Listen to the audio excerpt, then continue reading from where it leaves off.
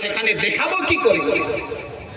মানুষ পাগল হয়ে যাবে, মাথার চুল ছিঁড়বে, এই আঙুল চিবাতে চিবাতে দাবলা পর্যন্ত খেয়ে ফেলবে। ইয়াউমা ইয়াউদ্দু যালিমি আলা ইয়াদাই ইয়াকুলু ইয়া লাইতানি ইত্তাখাযতু মা'আর রাসূলি সাবিলা।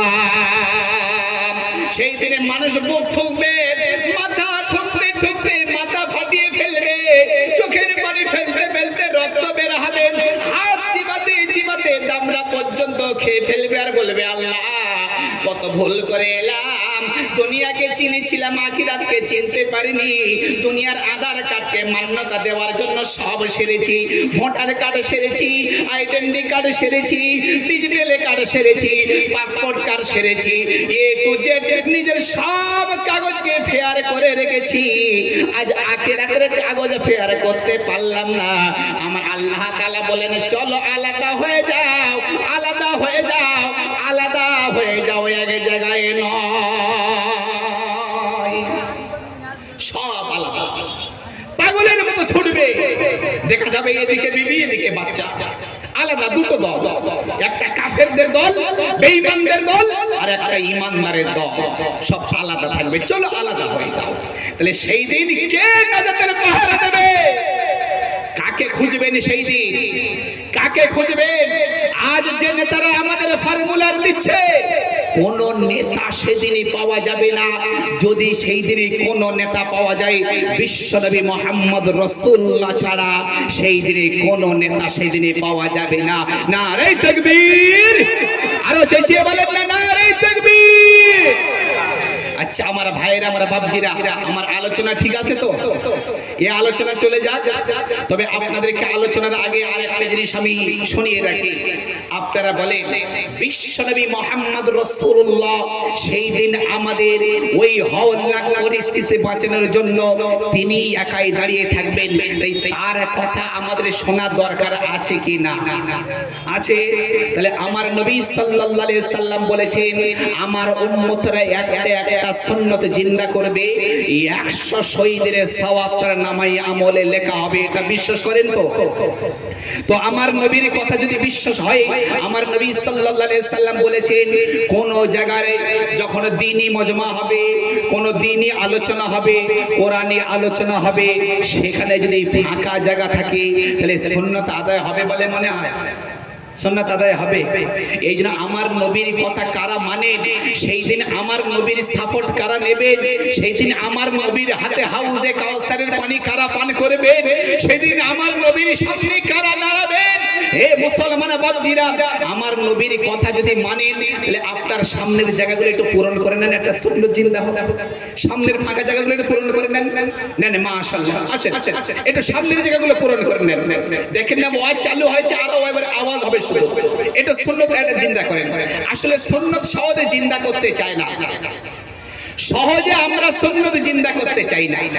অনেকে আবার চলে যাবে, হুজুর আবার চালা দিলেন। এই কেন্ন দেখেছেন? কেন্ন কেন্ন, এই লাল কেন্ন, কেন্ন যদি চলে আপনি পিছনে কাটে দিলে ও কি করে? গুড়ে এক হয়ে যাবে না, পিছনে যাবে সামনে যাবে। ওই কাটে দিলে অনেক লোক আবার চলে যাবে, এও জ্বালা মুশকিল। আসলে সুন্নাত আদায় করতে সকলে চায়। সকলে কি চায়? আমরা সকলে সহজে সুন্নাত আদায় করি আমরা? আচ্ছা বলেন, চ্যাট কাটানি এটা সুন্নাত না ফরজ? চ্যাট কাটানি, চ্যাট কাটানি কি সুন্নাত? এটা আমরা সহজে কি সকলে মেনে নিয়েছিলাম বলে মনে হয়? ছোটবেলায় যখন মুসলমানি চ্যাট কাটানি আমার আপনাদের হয়েছে, এ সহজে সকলে বলেছি হ্যাঁ আমার কেটে দাও? কে বলেছে? যেদিন হাজাম আসবে সেই দিন থেকে ও রেডি হচ্ছে কাঁচা মেরে কোথায় গিয়ে লুকাবো, কোথায় গিয়ে লুকিয়ে থাকবো। হাজাম বাড়ি এসে বসে আছে, দেখছি সে গাছের মাথায়, তা নাহলে হয়তো ধানের বস্তা আছে সেখানে চুপচাপ দাঁড়িয়ে আছে, না হলে খাল পাড়ে। কোথায় কোথায় কোথায় কেন? ও তো সুন্নাত, তুমি আদায় করে খাল পাড়ে ঘুরছো, তুমি গাছের মাথায় আছো, সুন্নাত আদায় করে তো ওখানে কেন? আসলে সহজে আমরা সুন্নাত আদায় করতে চাই, ধাক্কা মারলে তবে একটু কিছু কাজ হয়, এই জন্য মাঝে মধ্যে ধাক্কা মারতে হয়। আপনারা বলেন গাভীর মাধ্যমে আল্লাহ তাআলা দুধ দেয়, গরুর, কিন্তু ওই যে বাচ্চাকে দিয়ে পিয়ানো হয়, যেটাকে বলে। তো তারপরেও গাভী দুধ রেখে দেয়। তো আমাদের মহিলা মা বোনেরা কি করে, ওই গাভীর পিঠের চালে হয় একটা গামছা, তাহলে একটু খড়কুটো না একটু দড়ি দিয়ে দেয়। কারণটা কি, বলছে ও দুধ লুকিয়ে রাখে, ও দুধ লুকিয়ে রাখে। তো কি করে, বাচ্চা বারবার দেয় যাতে গুঁতো মারে, মাথা দিয়ে গুঁতো মারে, তবে ও দুধ ছাড়বে। তো আমরা মাঝে মাঝে গুঁতো না দিলে আবার উম্মত সুন্নত ভুলে যাবে, সে একজন। এই জন্য সুন্নত সকলে আদায় করতে চায় না। এই জন্য আমরা বাপজিরা, ভাইরা, আমার বন্ধুরা, প্রত্যেকটা সুন্নতের প্রচুর বরকত আছে যদি উম্মত এই সুন্নতগুলো মান্যতা দিত, কিন্তু আমরা মান্যতা দিই না। আচ্ছা, খাওয়া কোন হাতে, কোন হাতে খাওয়া সুন্নত? একটু হাত তুলে বলে। ডান হাতে খাওয়া সুন্নত। তাহলে ভাত খাবো কোন হাতে? ডান হাতে। আপনার কি বলে, চা খাবো কোন হাতে? ডান হাতে। বিস্কুট খাবো কোন হাতে? ডান হাতে। একটু ভুল হলো না? আচ্ছা, চা বিস্কুট আমরা যখন খাই সব ডান হাতে খাই বলে মনে হয়? এক হাতে চা থাকে, এক হাতে বিস্কুট থাকে না? এক হাতে চা খাচ্ছি, এক হাতে বিস্কুট খাচ্ছি, তাহলে সুন্নত আদায় হচ্ছে বলে মনে হয়? হেভি সুন্নত আদায় হচ্ছে। তাহলে খাওয়ার তো একটা সিস্টেম আছে, এই সুন্নত সব আমরা উধাও করে দিয়েছি। তাহলে বিস্কুট খাবো কোন হাতে? ডান হাতে। চা খাবো কোন হাতে? ডান হাতে। ফল খাবো কোন হাতে? ডান হাতে। সব খাবো কোন হাতে? ডান হাতে। তাহলে বিড়ি খাবো কোন হাতে?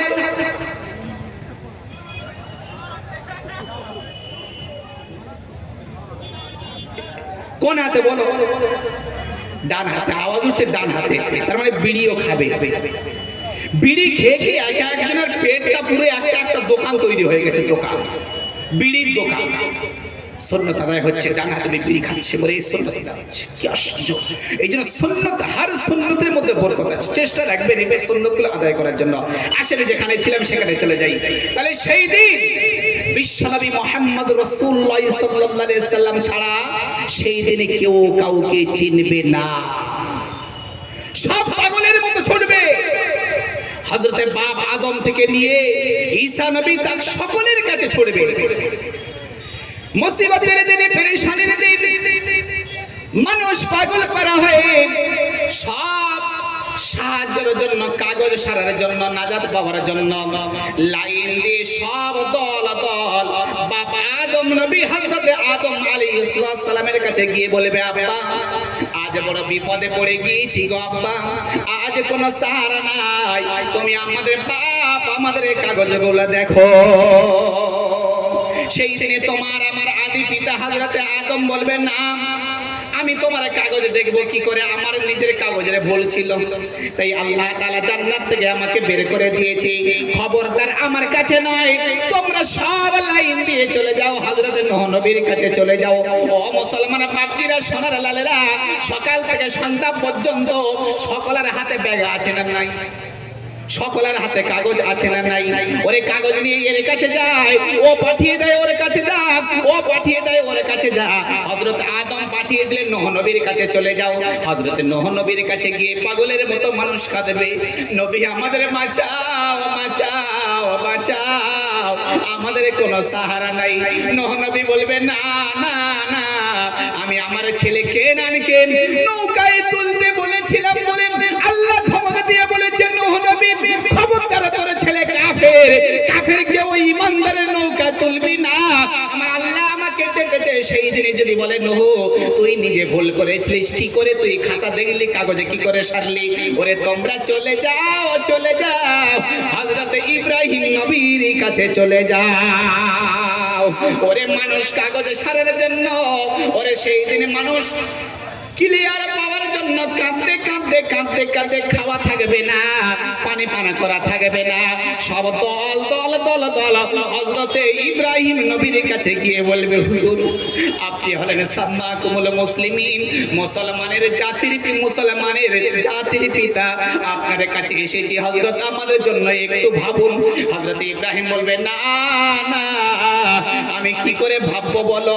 আমি যদি ভাবি আমার আল্লাহ আমাকে ভাবাবে রে ইব্রাহিম, ইব্রাহিম তুই সেই দিন এমন একটা কাজ করেছিলিস মা সারাকে নিয়ে, আজ আমার সামনে কথা বলবি না। ইব্রাহিম নবী আমাদের সকলকে সেই দিনে পাঠিয়ে দেবে, তোমরা চলে যাও, চলে যাও হযরত ঈসার কাছে চলে যাও। ও মুসলমানের ছানারা, ও মুসলমানের নওজোয়ান যুবক ভাইরা, আমরা বাকিরা সোনার লালেরা, আমি শোয়েব যে কথাগুলো বলে যাই কোরআন ছাড়া নয়, আল্লাহর কালাম সেটাই বলেছেন। সেই দিনে মানুষ পাগলের মতো হযরত ঈসার কাছে গিয়ে মাথাটা নিচু করে কাঁদবেন, এত কান্না কাঁদবে, এত কান্না কাঁদবে, তার মাথা যে জায়গায় পড়ে থাকবে কাদা হয়ে যাবে চোখের পানি। তারপরে হযরত ঈসা নবী মাথা তুলবে না, বলবে না না তোমাদের কোনো কথা আমি শুনলে হবে না। আল্লাহ যদি ডাইরেক্ট আমাকে অ্যারেস্ট করে আমি কোনোদিনই সেই আল্লাহর কাছে যেতে পারবো না, তোমরা সবাই চলে যাও। এমন একজন নবী, এমন একজন কবি, এমন একজন দার্শনিক, এমন একজন সাহিত্যিক বিশ্ব নবী মুহাম্মদুর রাসূলুল্লাহ, যিনি সুপারিশ করার জন্য ওরে কোনো ভিডিও নয়, কোন রাজ্য সরকার নয়, কোন কেন্দ্র সরকার নয়, আল্লাহ তাআলা স্বয়ং সুপ্রিম পাওয়ার দিয়ে দিয়েছে, একমাত্র তিনি ছাড়া সুপারিশ করার কেউ নাই। নারে তাকবীর। উম্মত সেদিনে পাগল পারা হয়ে কাঁদতে কাঁদতে কাঁদতে কাঁদতে আমার নবীর কাছে যাবে। ও মুসলমান বাপজিরা সোনার লালেরা, কোন নবী উম্মতের সামনে কাঁদেনি, কাঁদেনি, ফিকির ভি করেনি। আমার নবী উম্মতের অবস্থা দেখে, উম্মতের পরিস্থিতি দেখে আমার নবী হাউ হাউ করে কেঁদে উঠবে, মাথাটা সিজদায় দিয়ে দেবেন, দিয়ে আল্লাহকে বলবেন আল্লাহ আমার উম্মতরা সকলের কাছ থেকে মায়ুস হয়ে চলে এসেছে।